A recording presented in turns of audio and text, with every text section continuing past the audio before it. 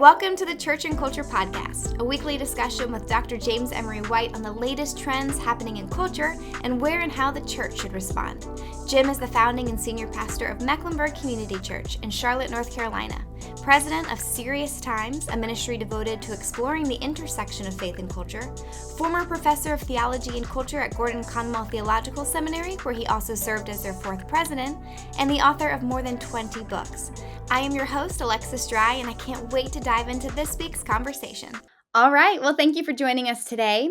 Recent polls have revealed that the number of Americans who identify as LGBTQ is growing, including now 7.6% of the American population. This figure is up from 5.6% in 2020 and 3.5% in 2012. So in other words, the percentage has doubled in the last 12 years. So talk to us, Jim, about what cultural factors have resulted in this increase. Let me begin. Let me change your question. Let me begin with what is not causing it. Okay. I think that's very important. It's not because today more people are actually homosexual than they were before. That's not what's going on. Or that the percentages were always this high and now they just feel more comfortable coming out. So it's always been at this percentage, if you'd gone back 50 years. Neither of those conclusions can be substantiated. At all. What's driving this is generational. And I don't know of any social science scientist that doesn't agree with this. What's driving this is generational, specifically Generation Z, of which around 1 in 5 or higher identify as LGBTQ. And that drives up the percentage for the overall population. When you have it that high in one generation, you factor in with everybody else, and it kind of bumps it up from 5 to 7 some odd percent. And the reason is that, and I wrote about this in my book, Meet Generation Z, is because of their sexual fluidity. And let me explain what I mean by that in case people aren't familiar. They are sexually and relationally amorphous. When you consider just like the influential statements by outspoken young celebrities that were very influential with Gen Z, like Kristen Stewart, Miley Cyrus, Cara Delevingne, Stewart got her big break in the Twilight movies. And when asked about her sexuality, she says, we're just in a day, and I think in just a handful of years, where there's going to be people who say you don't have to figure out if you're gay or straight, just do your thing. Mm-hmm. Miley Cyrus has been quoted as saying that she doesn't relate to being boy or girl, and she doesn't have to have a partner who relates to boy or girl. See, that's what I mean by sexually fluid, the rejection of sexual labels. They're convinced that sexuality should be set free of any and all restrictions and allowed to follow its desire just moment by moment, because the greatest value for this generation is individual freedom.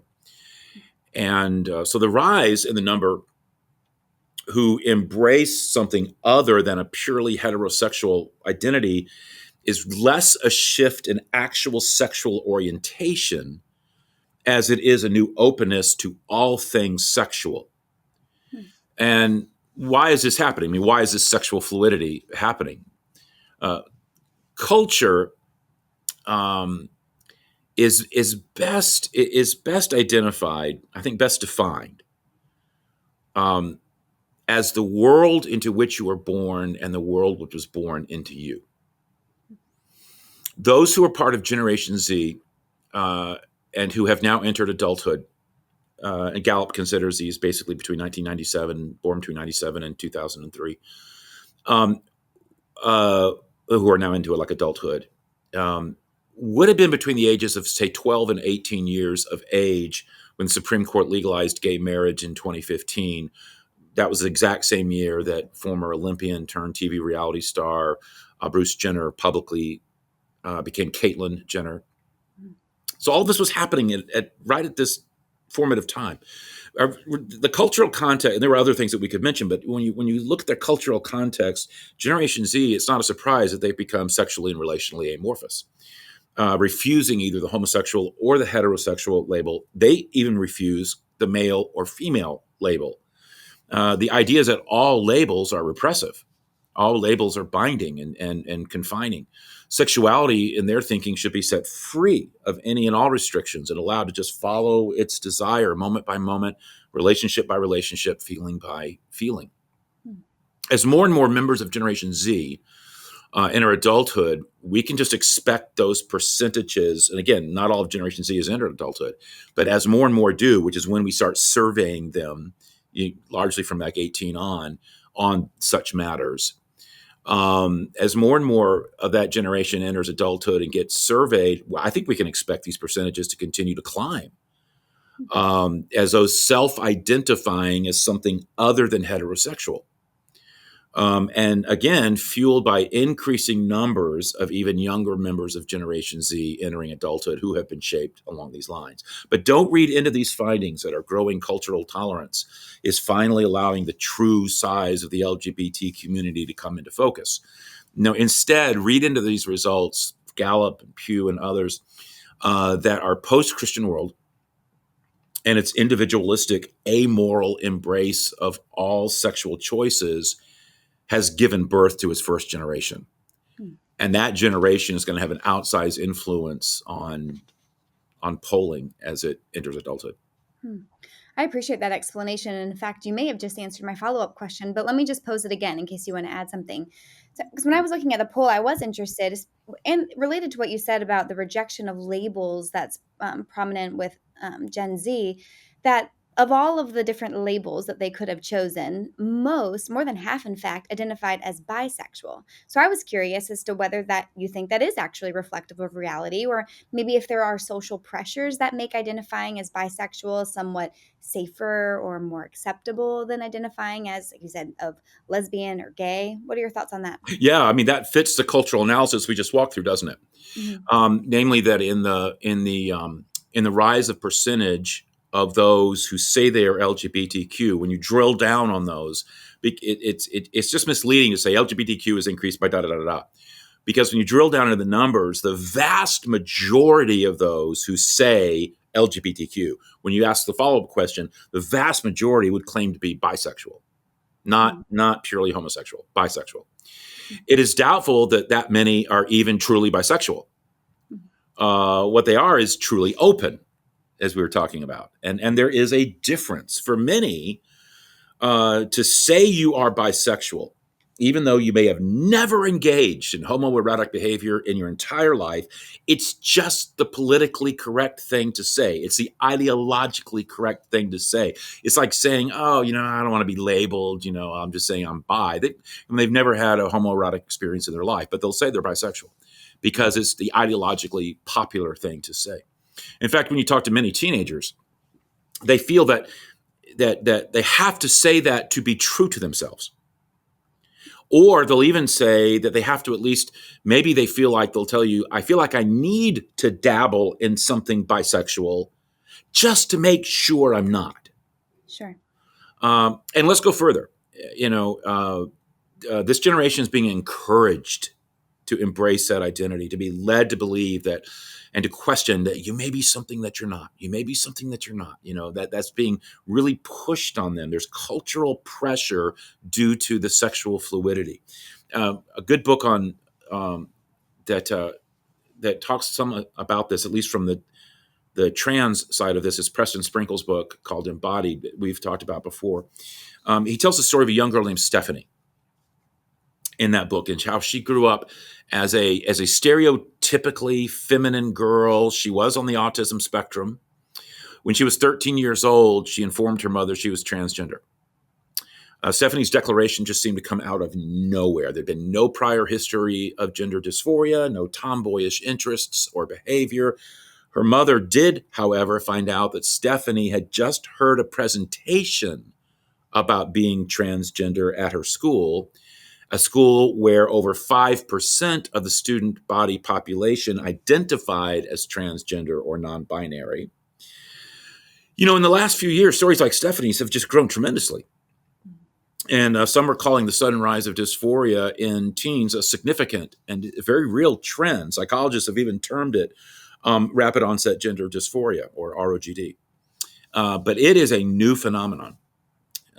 Classical gender dysphoria usually is apparent at a very young age, even as young as between the ages of 2 and 4, when they begin to grasp that biologically that they are a boy or a girl. The vast majority grow out of it by the time they hit puberty, but it's almost always early onset. what's happening today is this late onset dysphoria among children, often right at around the time of puberty or right after puberty.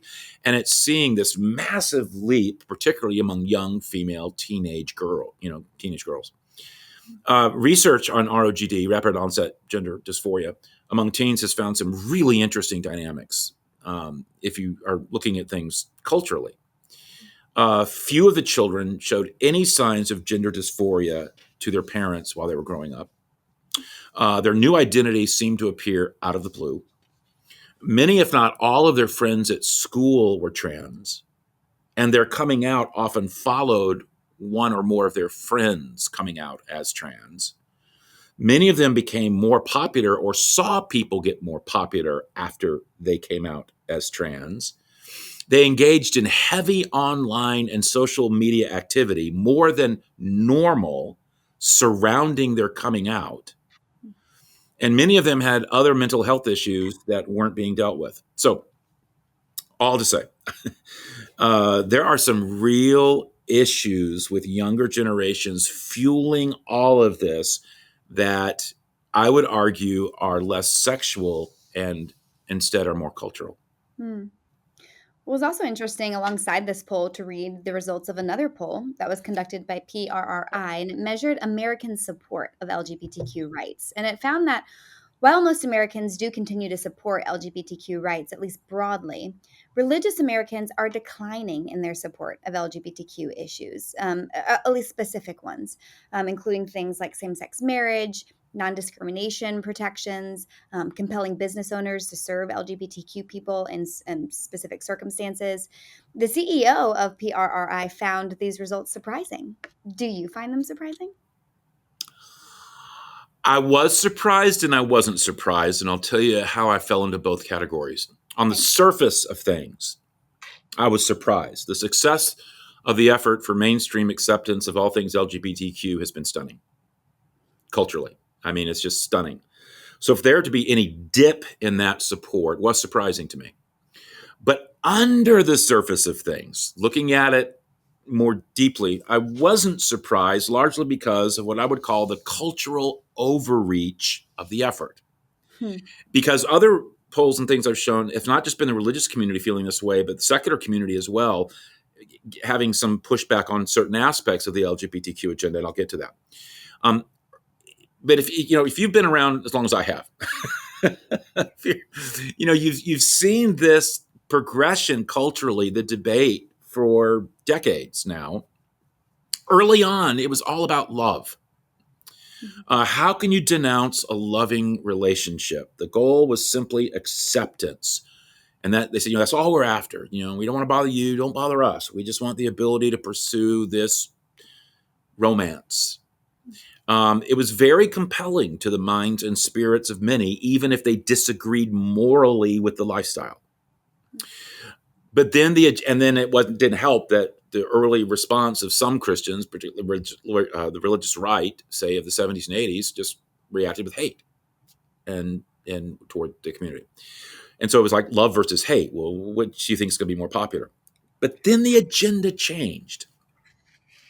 It wasn't just acceptance anymore. Now it was, we're going to mandate and fight for affirmation. The goal of making moral opposition to a homoerotic lifestyle to make that akin to a criminal offense. The call for equal rights backfired when there was an insistence to refuse the rights of others to disagree or to not support the choice. For example, criminalizing someone who didn't want to participate through their private business, for example, in a gay wedding, particularly when their faith viewed that a wedding as a holy sacrament and not just any event. Nobody wanted to prevent them from getting married or the right to buy flowers or a cake, but to go after those who didn't want to do that on principled grounds, purposefully setting them up, finding out which ones wouldn't do it, and then purposefully going there and then ruining their lives legally in every way that you can, made the whole love rhetoric seem empty. It seemed now vindictive. But I really think it was all things trans that pushed people over the edge in the way that your PRRI's poll found, where support's starting to wane a little bit on certain things. People really do believe, this has been demonstrated in countless surveys, deep down and commonsensically, that there are only two gender identities, men and women. Americans are also becoming far less supportive of transgender athlete participation in single gender sports. The vast majority of Americans believe that transgender athletes should be restricted to sports teams and competitions that conform with their birth gender.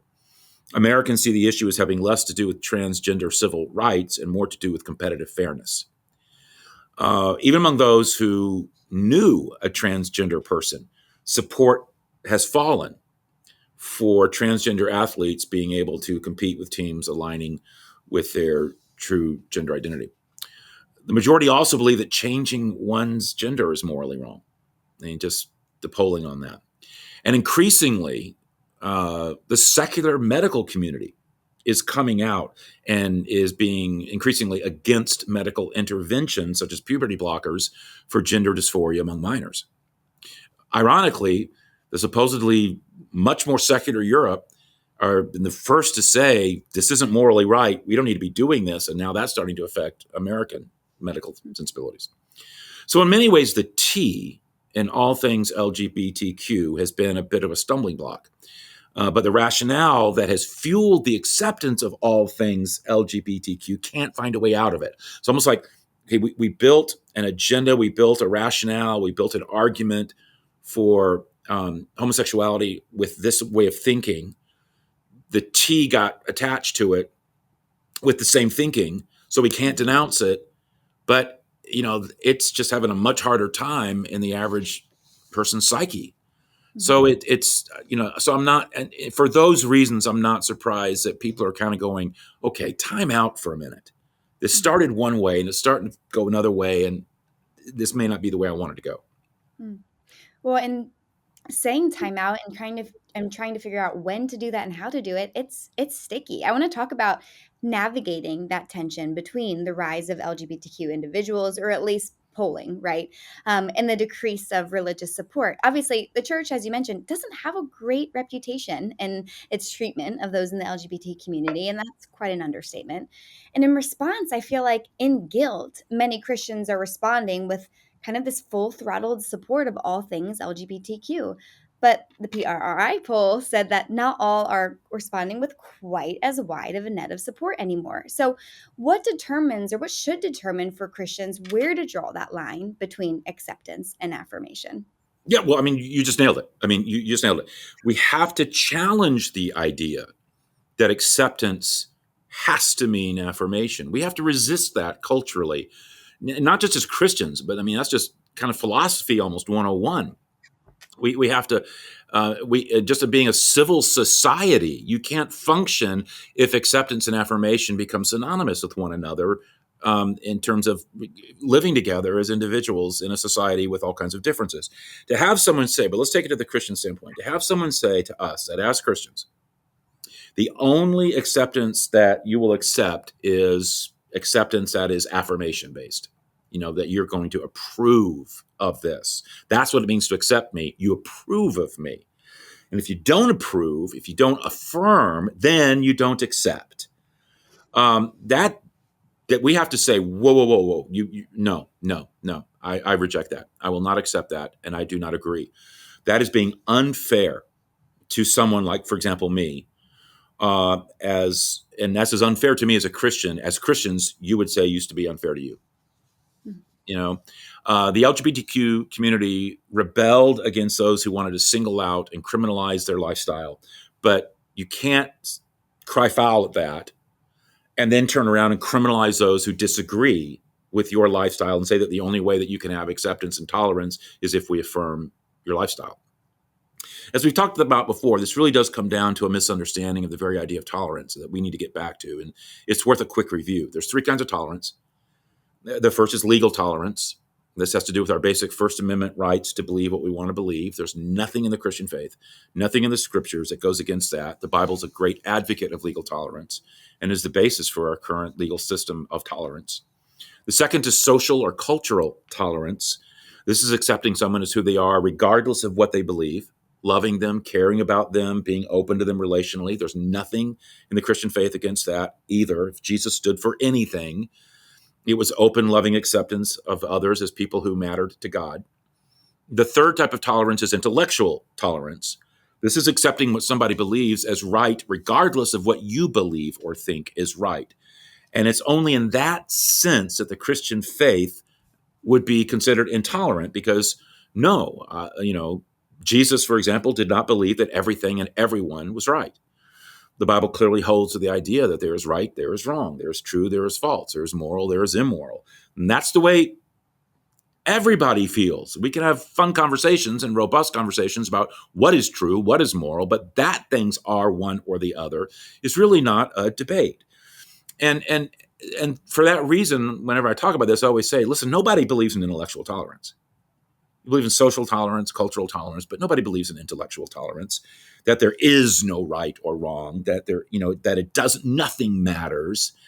If someone, for example, would come up to you, stupid, silly little illustration, and says, look, I believe the best way to improve the performance of your car is to pour sand into the gas tank.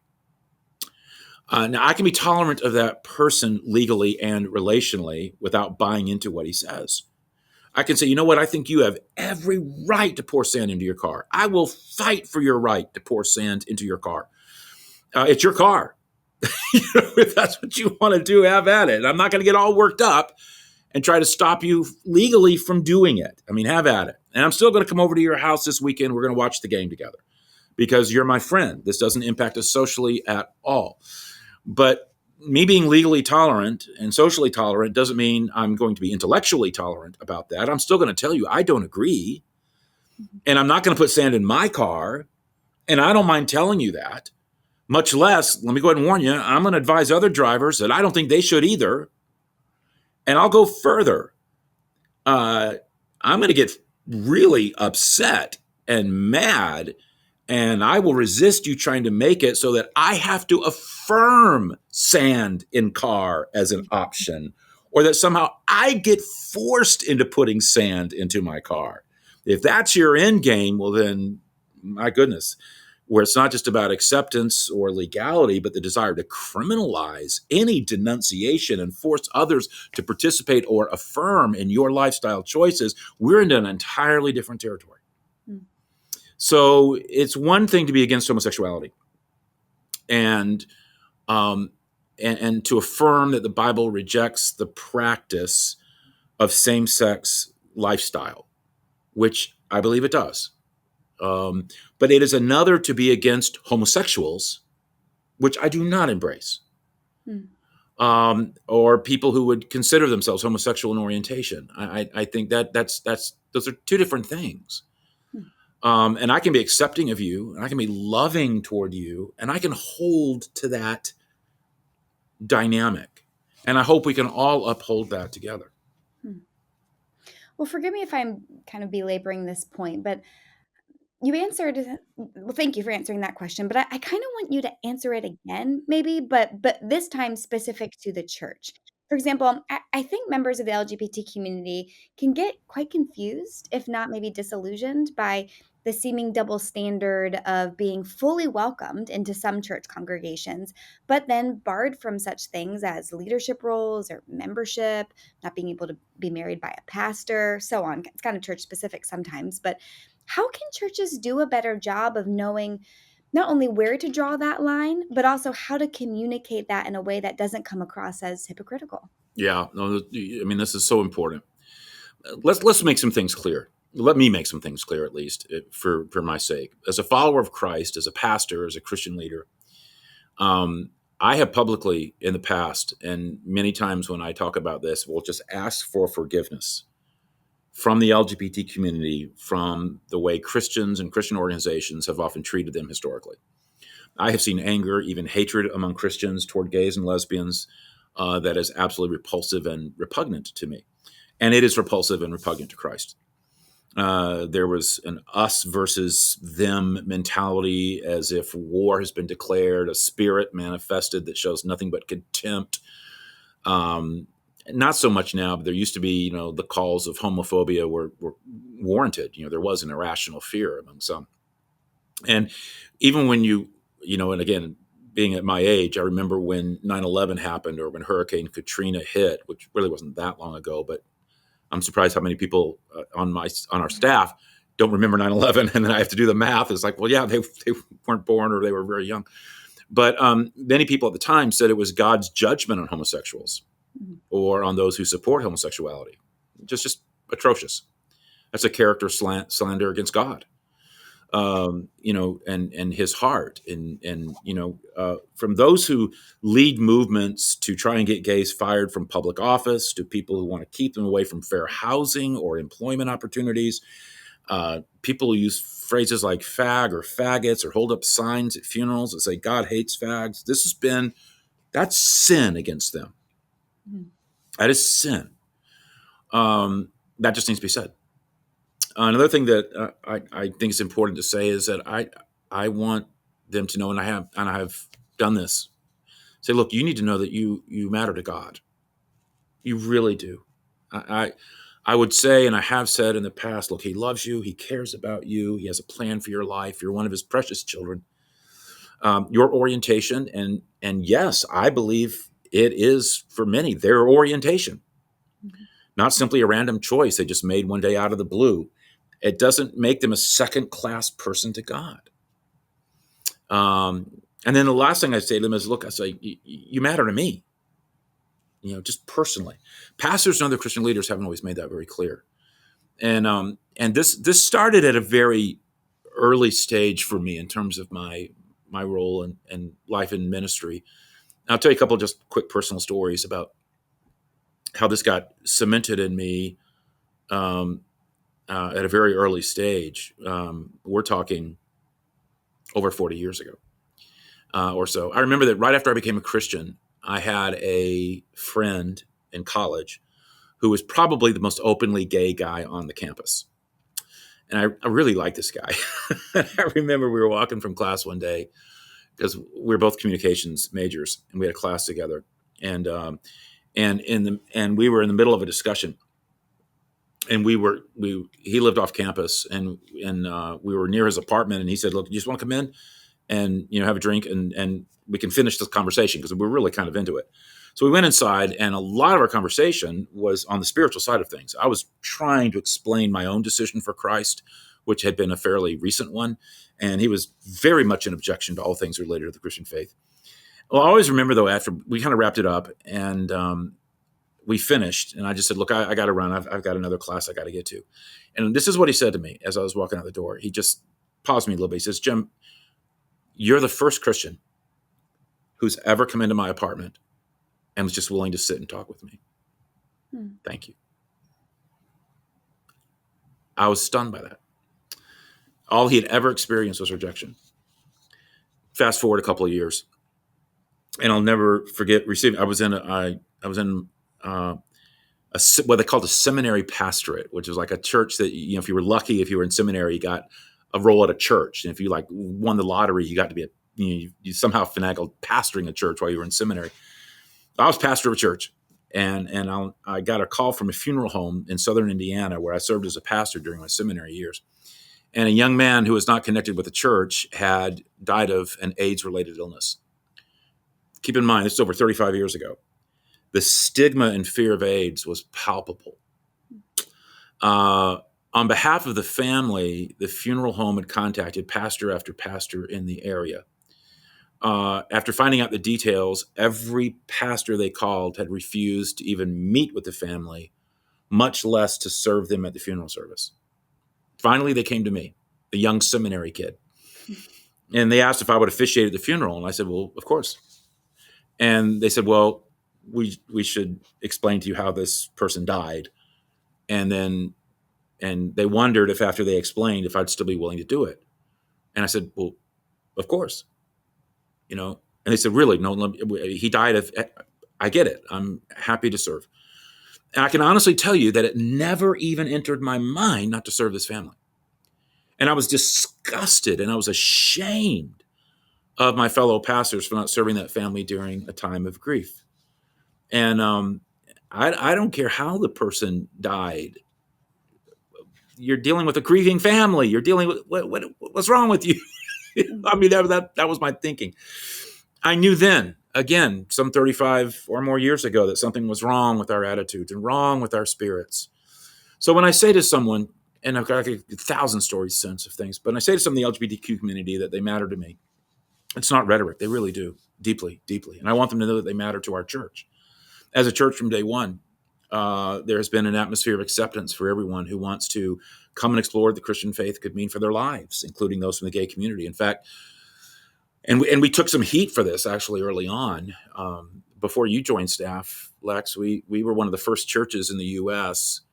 To try to tackle the AIDS pandemic in Africa and to serve that wiped out generation where you had a very young generation. Their parents had all died, and all that's left was the very old and the very young, and really just AIDS orphans were just plaguing Africa. We took heat just for caring for orphans of people who died from AIDS. Every time we've discussed homosexuality, our goal has always been to do it biblically, but also lovingly and sensitively and caringly. I remember many years ago, the first time I ever spoke publicly on the subject at MEC, we were just over a year old. We were meeting in an elementary school. And we were in a series on issues related to sex and sexuality. And the final installment was going to be on homosexuality. I prayed and I prayed and I prayed on that and worked on that talk like you wouldn't believe, because I knew we were reaching tons of unchurched people even then. And I knew we had a fair number of gay people attending MEC. I mean, I knew they told me, we talked. I mean, we had a fair number of gay people attending MEC. And I had several conversations about them and where they stood with their spirituality. And these people mattered to me. They were people open to Christ, but deeply burned by Christians. They were people who were trying to figure out how the teachings of the Bible meshed with their sexual desires and their lifestyles. And they were people trying to figure it all out. Well, I taught what I felt the Bible said as clearly as I knew how. I tried to explain the Bible's teaching.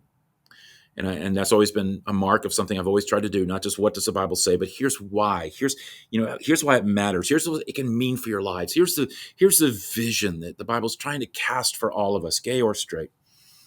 When the talk was over, a woman came up to me. And I remember in those days, I would, after every service, I would go down to the front and just kind of, there'd be like a line of people who just wanted to talk. And I saw her hovering in the back, waiting for the line to go down. And she waited and she walked up to me when she would have me to herself.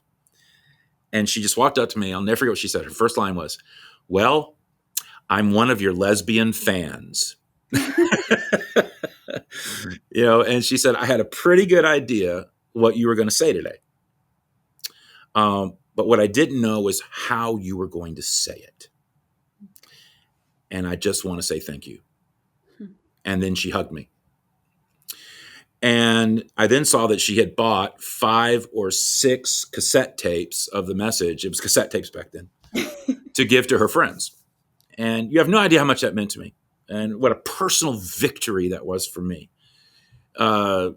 She may have disagreed with what I said. I'm sure there were much of it that she did. I felt like I served up the Bible straight up on that subject without, watering it down. But she sensed that our church was marked by love and marked by grace, not just about the subject, but for her. One last thing I think is important to convey. This sin is no greater than any other sin. The struggle of gays and being attracted to the same sex is no different than, someone's struggle with anger or someone's with impatience or gluttony or pornography or, and when given into it is no worse than any other sin. Sin at its heart is, open rebellion against God. Now, it is true that sexual sins are particularly destructive to our lives. The Bible's pretty clear about that. Paul writes about that. But that's true no matter what the sexual sin is, whether it's adultery or, as I mentioned, the addiction to pornography. All of us are broken sexually. We all need healing and health and wholeness and redemption. If you're gay, the ultimate issue is not the gay lifestyle. My primary issue as your pastor is not at first your homoerotic lifestyle. That's not the starting point.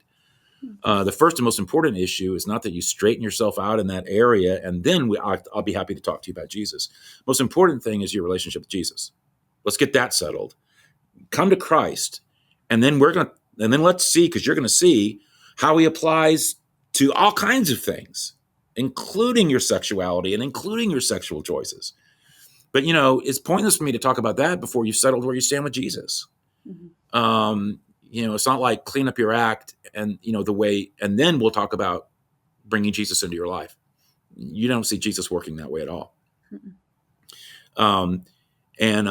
It's funny. I was just this morning, I was reading that section in the Gospels where the prostitute came when Jesus was having a meal with the Pharisee and poured the expensive perfume on his feet and tears and wiped it. And he just said, though your faith has saved you. Mm-hmm. Your sins, and it says, though they are many, you are forgiven. You've come this way, and now, anyway, we all have the same disease. We all are being treated for the same sin sickness. We're all in the same kind of recovery, or in some kind of recovery. So whatever, you bring to the table, you're not alone. And we just need to make it clear that we're not in the business of condemning people for that. That a gay person is no different than anybody else who's struggling with areas of temptation and desire. And we've all failed in those areas. And Christ is working on all of us. I say periodically, MEC is nothing but a colossal collection of moral foul-ups. We have sins of pride and greed and pornography and self-righteousness and lying and stealing and adultery and insensitivity toward others. But through the power of Christ, there is hope for all of us. But I quickly add, but here's what else you need to know. We want to expose those areas in our life, not deny them or rationalize them away. We want to run to what the Bible says, not try to find loopholes or ways to justify our lifestyle choices or denounce what the Bible says. We want to explore life change and holiness, not in a way that condemns, but in a way that transforms. We want to discover our junk, go to God for forgiveness, and become increasingly changed people. And so really what we're saying to not just simply the LGBTQ community, but the whole world, join us in that. Mm-hmm. Whatever your starting point may be. Well, I don't doubt that there are probably many listeners who really appreciated hearing you say that. So thank you. And thank you for this conversation. We'll leave it here for now. But for those of you listening, if you want to go deeper on anything that Jim mentioned today, we do have a slew of past podcast episodes and blogs that he's written on, exploring more topics of gender or tolerance. So we'll put those in the show notes. So I hope you take advantage of those as always. But again, thank you, Jim. Thank you guys for listening. And we'll catch you next week.